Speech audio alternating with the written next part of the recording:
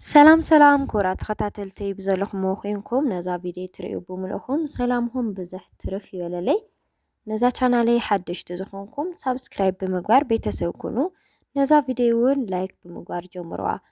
ሎማዓንቲ ሒዘልኩም ዝመጻኹ ቪድዮ ታዩ ኣብ ዝሓለፈ ሰሙን ዶ ይገብር ይኸውን ብቕናሽ መሬት ይሽወጥሉና ከየምልጠኩም ግዝኡ ኢለኩም ነይረ። እቲ መሬት ኣበዩ እስከርኢና ናበልኩም መብዛሕትኩም ሰባት ብውሽጢ መዓት ኢኹም ጽሒፍኩምለይና ኣጋጣሚ ዋጋ ቀኒሱ እዩ ስለዝቐነሰ ይመስለኒ ብዙሓት ትጽሕፉለይ ነይርኩም ትድውለይ እውን ነይርኩም ሎማዓንቲ ከርእየኩም እየ ማለት እዩ። ካብዛ ገዛይሲ ወይ ከዓ ካብዛ ዳ ገብርኤል ቤተክርስትያንስ ላበይ ገጽ ትኸድኒ ዝብል ከርእየኩም እየ። ሓቢርኩም ክሳዕ መጨረሻ ምሳይ ጽንሑ። ቅድሚኡ ግን ኣብ ጥቓኺ እውን 320 ካሬ ዝሽወጥ ርእየልና ትብሉ ሰባት ነይርኩም። 4 ክላሳት 4 ክላስ ዘለዎ ማለት ቢም ዘይተኣሰረ ኣብ ቢም ዝበጽሐ 320 ካሬ ዝሽወጥ መሬት ኣብዛ ጥቓይ ኣለዋ። ትገዝኡ ትደልዩ ሰባት እንድሕር ደኣ ሃሊኹም ብውሽጢ ርኸውኒ ከራኽበኩም እየ ማለት እዩ። ካብኡ ናብዚ መሬት ክወስደኩም እየ ሓቢርኩም ንምሳይ ንዑናይ እኒኦ ንፋስ ግን ክነግረኩም ኣይኽእልን ክወስደኒ እዩ ዝብሎ ብዝኾነ ካብዛ ገዛይሲ ክንደይ ደቂቓ ንኸይድ ዝብል ያው ብዓይንኩም እውን ምእንታይ ክትርእይዎ ከርእየኩም እየ ማለት እዩ። ይኸው ሰፈርና ነዚታት ይመስል። እዚ ኣነ ዘለኽዎ ሰፈር እዚ ቀደም ብጣዕሚ ዝነዓቕ ነይሩ ኢሎ እሞ ሕዚ ተትርእይዎ ግን ያው ዳርጋ መብዛሕትኡ ሰብ ናብዚ ገጽና በለዩ። በዚ ኣውፅእ ኢለ ሓንቲ ደቂቓ ትኾን ኸይደ እዚ ትርእይዎ ኣለኹም ናይ ስፓ መጥወይ ጽርግያ እዩ ማለት እዩ። ንስፓ ማለት እዩ ስፓ ፋብሪካ ማይ በዚኣ ገይሮም እዮም ዝሓልፉ ብዙሓት መኪናታት እየን ዝሓልፋ። በዚ ኸይድኻ ናስፓ መኪና ትረክብ ማለት እዩ። ርእይዎ እቲ ሰፈር እቲ ገዛውቲ ዳ ገብርኤል ዘሎ ወይ ከዓ ልዕሊ ዳ ገብርኤል ዘሎ ገዛውቲ ነዚ ይመስል። ካብኡ በዚ ገይረ ላበየ ክወስደኩም ናብቲ ብቕናሽ ዋጋ ዝሽወጥሎ መሬታት እየ ክወስደኩም። ሓደ ሓደ ኣሕዋተይ ቡምባ ንፈልጣ ኢና ትብሉ ሰባት ነይርኩም። እዛ ንስፓ መዕፀፊ ዘላ ቡምባስ ንፈልጣ ኢና ትብሉ ነይርኩም። ብፍላይ ደቂ ዕዳጋ ሓሙስ ዝኾንኩምና ካብቲ ቡምባስ ናበይ ገጹ ከርእየኩም እየ ማለት እዩ። እዛ ቡምባ ያው ከምቲ ትርእይዎ ኣለኹም ብቕድሚት ተቐላምጠሳት ኣብኡ እዩ እኒኦ። እቲ መሬት ዝሽወጥ ከዓ ብልዕሊኡ እዩ እኒኦ ማለት እዩ። ከምዚ ግራት ወይ ከዓ በለሳት ክትርእዩ ንሃለኹም ከምዚ ገጠር ከይመስለኩም ትሕቲ ህዳሴ ቤት ትምህርትን ብፍላይ ደቂ ዕዳጋ ሓሙስ ዝኾንኩም ትፈልጥዎ ትኾኑ ኢኹም።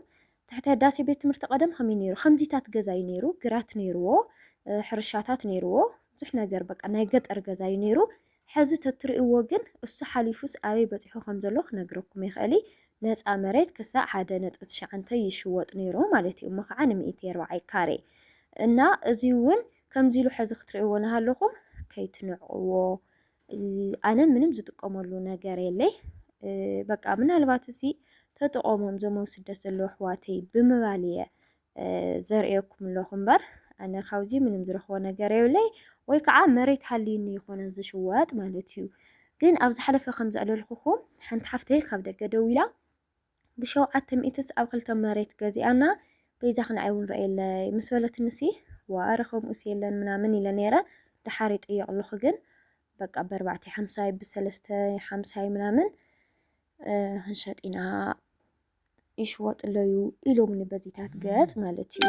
ሕዚ ዝትርእይዎ ኣለኹም ኩሉ ኣብ መሬቶም እንዲዮም ተዓዲሎም እኒኦ ናይ ተጋደልትና ካብኡ ከዓ ኣብ መሬቶም ዝዕደሉ መናእሰይ ኣብ ካሊእ በፃ ካብ ዝበፅሐናሲ ኣብ መሬትና ክንዕደል ኢሎም ኣብ መሬቶም ተቆሪፁ 200 ካሬ 2 መናእሰይ ተሃልዮም 400 3 ተሃልዮም 6 ብቻ 200 ካሬ ለሓደ መንእሰይ ኣብ መሬቶም ተቆሪፁ ይወሃብ ማለት እዩ።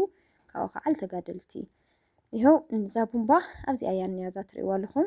እዚኣ ቡምባ ወይ ከዓ ዓለቕቲ ንስፓ መጥወይ ዘላ ዝዳ ገብርኤል ከዓ ርእይዎ ብዚ ብልኮት እዚ ትሕት ኢልካዩ እዚታት ትርእይዎ ኣለኹም ዳ ገብርኤል ባዕሉ እዩ ማለት እዩ። ተሰፈር ይኸው ክሳዕ ሕዚ 4 ደቂቓ ድየን ገለ በቲ ኣነ ዝኸደ ኣለኹ ኣካይዳ 4 ደቂቓ መፂና እኒና ካብዛ ገዛይ ማለት እዩ።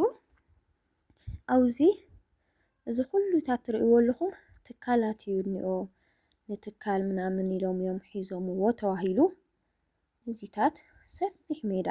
ኣነ ዝገርመኒ ግን ማለት እዩ ከፍቲ ታዮም ክበልዑ ሰብ ታይ ክበልዕ ግራት ይኹን ሳዕርታት ይኹን ኩሉ ነገር يعدلونا عندي مጨረሹ ታይኹን እስከ ሓቢርና ክንሪኦ ግን ኣነ ክለኩም ዝደሊ ነገር ታዩ ዋላ እኳ ኣብዚ ተዘይነበርኩም ዋላ እኳ ዝሰፈር እዚ ምርጫኹም ተዘይኮነ ኣብዚ ክትነብሩ ዋላ ተዘይፈተኹም ማለት እዩ ከም ሕዚ ርኢኹምዎ ግን ገንዘብ ኣብ ባንኪ ካብ ምቕማጥ ኣብ መሬት ምቕማጥ ስለ ዘይኸፍእ ብፍላይ ያው ንተኣማንነቱ ከዓ ደቂ ዓዲ ዝኾንኩም ተገዛእኹም ፅቡቕ እዩ ገንዘብ ባንኪ ምቕማጥ ትርጉሙ ምንም ትርጉም እዩ ዘይብሉ ተገጢሙን መሲልኩም ዝኾነ ግዜ ኣነ ቅድሚ ጦርነት ናይ ዓድና ምልዓሉ 180,000 ትሽወጥ ገዛ ነይራ ዳ ገብርኤል 320 ካሬ ክልተ ክላስ ዝተወድኣ ሓንቲ ሰርቪስ እውን ነይራታ ሰለስተ ክላስ ወልዋ ምስ ሰርቪስ ሽንት ቤት እውን ንእሽተይ ተጀሚርዎ ነይሩ ማለት እዩና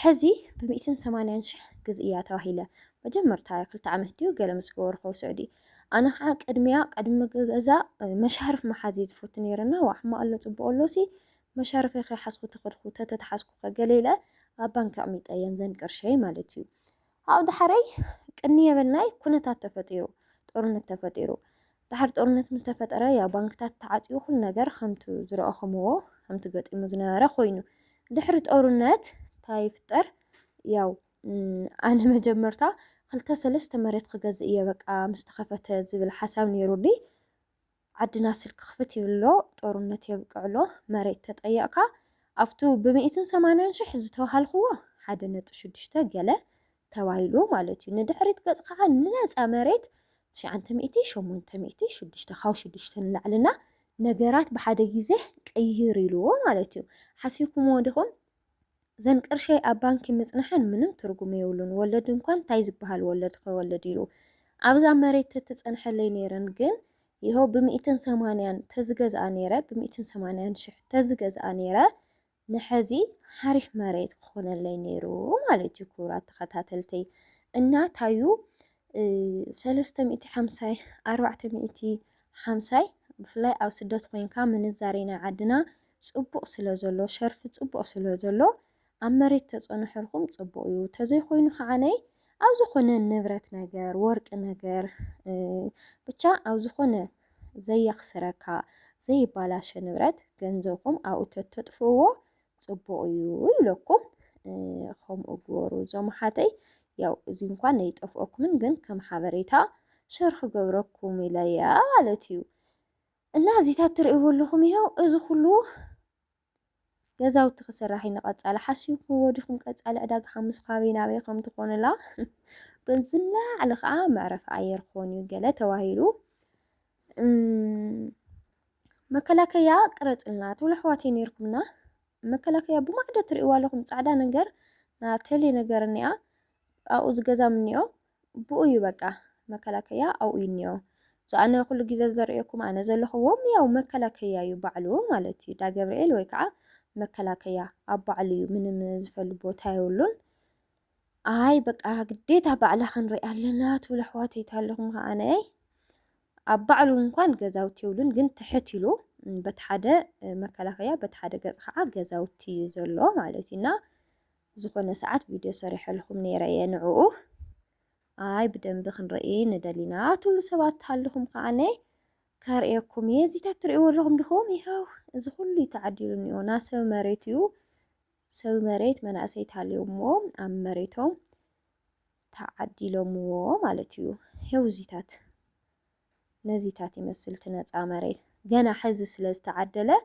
ኣይተጀመረን እኒኦ ታይዶ እሞ ዳ ገብርኤልሲ 700,000 800,000 ይውልና ኣለው ይሽውድና ኣለው ማለት ድዩ ዝበልኩም ከዓ ነይርኩም ሓደ ሓደ ኣሕዋተይና ከከም ቦትኡ ይፈላለዩ እዚ ስፓ ትርእይዎ ኣለኹም ዶ እዚ ሓድሽ ዝስራሕ ሎ ፋብሪካ ለስላሳ እዩ እዚ ትርእይዎ ኣለኹም ዝቀለም እኒኦ ከዓ ስፓ ፋብሪካ ማይ እዩ ማለት ትርእይዎ ናብኡስ ቅድሚኡ ምፅሓኻይ እኒኦ እቲ መሬታት እዚ ሰፈር እዚ ከባቢ ትፈልጥዎ ደቂ እዚ ከባቢ ትፈልጥዎ ትኾኒኹም ተረዲኡኩም ይኸውን እዩ እና እንታይ ይኽብለኩም ደልየ በዚታት ገጽ እዩ ቅንስ ኣቢሉ እምበር ዋላ ካብዚ ንላዕሊ 5-6 ዝሽወጥ እኒኦ እዩ ንላዕሊ ካብዚ ዋላ ንታሕቲ ንላዕሊ ክሳዕሊ እዩ ተዓዲሉ እኒኦ እቲ መሬት ብፅሩ በዚ ኸይድካ ሸገር ከምዚ ገረብ ኣሎ ካብኡ ቆፂሎም ዕፃ ዝበፅሖም ሰባት እኒኦ ተባሂሎም ካብኡውን ክሳዕ ዳፍተራሪ ዝበሃለሎ ጥቃዳም ንኣረጋዊ ክሳዕ ኣብኡ እዩ እቲ ቦታታት ተዓዲሉ ተባሂሉ ሕዚ ዝዕደለሎ መንእሰይ ከምኢታት እዩ ማለት እዩ። እናቱ ብ500 600 ክሳዕ 1,000,000 ዝሽወጥ ቦታ እውን ኣሎ እዩ። ንሱ እውን ኣበይ መሲልኩም ንዕዳጋ 5 ገፅ መኽየዲ ኣሎ ዝተዓደለ ብ5 6 7 ክሳዕ 1 ከከም ቦትኡ ነፃ መሬት ዝሽወጠሉ እዩ። ምናልባት ከም ዝሽወዳ ገለ ከይመስለኩም እዚ ከዓነይ ናብ ስፓ ገፅ ስለ ዝኾነ ቅንስ ለበለ እዩ ማለት እዩ። እና እዚ ከባቢ ከምዚ ትርእይዎ ኣለኹም እዩ ማለት እዩ። እዚ ንቐፃሊ ኩሉ መሬት ምስ ተሰርሖ ገዛውቲ ምስ ተሰርሖ ከመይ ይኽብል ሕሰብዎ ከተማና ዓባይ ከተማ ትኾንላ ማለት እዩ። ያው ብተስፋ ዝኾነ ነዚታት ይመስል 200 ካሬም ዝሽወጥ እኒኦ 400 ካሬም ዝሽወጥ እኒኦ ካብዚ ትደልዩ ሰባት እንድሕር ደኣ ሃለኹም ያው ትረኽቡኒ ትኽእሉ ኢኹም። እቲ መሬት ተርእይና ዝበልኩም ከዓ እቲ መሬት ይኸው ከምዚ ትርእይዎ ኣለኹም ነዚታት ይመስል ማለት እዩ። ኣብዚታት እዚ ረእይዎ እዚ መከላከያ እዩ። በዚ ማዕዶ ዙም ገይረ የርእየኩም ኣለኹ እዚታት መከላከያ ከባቢ ዳገብርኤል ገዛውትና ከዓ ረእይዎ ነዚታት ይመስል። ሕቶኹም ተመሊሱልኩም ክኸውን ተስፋ ይገብር። ይኸው እዚኣ ከዓ ፋብሪካ ስፓ እዚ ከዓ ያው ናለስላሳ ፋብሪካ ማለት እዩ። ደሓን እኒኦ ምስቱ ምንዛሬ ምስቲ ገንዘቡ ነፍቲ ዓድና ምንም ትርጉም ዘይብሉ ምዃኑስ እዩ ብዙሕ ዝጋነን ዋጋ ኣይኮነን። መሬት ኣይትንዓቑ መሬት ገዚእኹም መፅንሑ ይብለኩም። ሕዚ በዚ ጌርና ንምለስ ኢና። ይኸው ነዚታት ይመስል መከላከያ ማለት እዩ። ኣብዚታት እኒኦ እና ካብዛ ገዛይሲ ን10 ደቂቓ ድያ ምናምን ኢና መፂና እኒአና ቀረባ እዩ እኒኦ ማለት እዩ። ናብዚ ዳገብርኤል ወይ ከዓ ናብዚ መከላከያ ቀረባ ዘሎ ነፃ መሬታት ዝሽወጥ ነዚ ይመስል። ኣብ ቀረባ ከዓ ምናልባት እዞም ዝተዓደሉ ሰባት እንድሕር ደኣ ሰሪሖምሉ ምስ ገዛውቱ ክቐርፀልኩም ተስፋ ይገብር። እና ሎማዓንቲ ዝነበረና ቪድዮ እዚታት እዩ። ያው ንፍቕ የቢለኩም ኒኹ ከምዚ ናይ መሬት ሽንቲ ቤት ከመበይ በፂሑ ዝበልኩም ኣሕዋትይ ነይርኩም ብውሽጢ ደፊንክያዶ ገለ ትብሉ ነይርኩም። ያው ናብ ምድፋን ገፃ ናኸደት እያ ዝኾነ ኣእዋም ገለ ተረብሪብዎ ኣሎና ትኸይዲ ኩሉ ከርእየኩም እየ ገና ስለ ዝኾነ ይምበር እንደይ ወዲኡ ዝብል እውን ያው ከምቲ ናይ ኩሉ ግዜ ክናገረኩም እየ። ክሳዕ ሽዑ ላይክ ሸር ሳብስክራይብ ምግባር ኣይትረስዑ።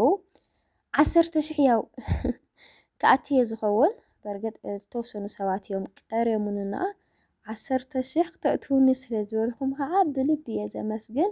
10,000 ንኣተና ኢና ናብ 15,000 ከዓነይ ያው ጉዕዞና ይቐፅል እየ ክብለኩም ዝደሊ እና ብጣዕሚ እየ ዝፈትወኩም። ሰሰናዩ ንዓኹም ሰላምኩም ብዝሕ ትርፍ ይበለለይ ቻው።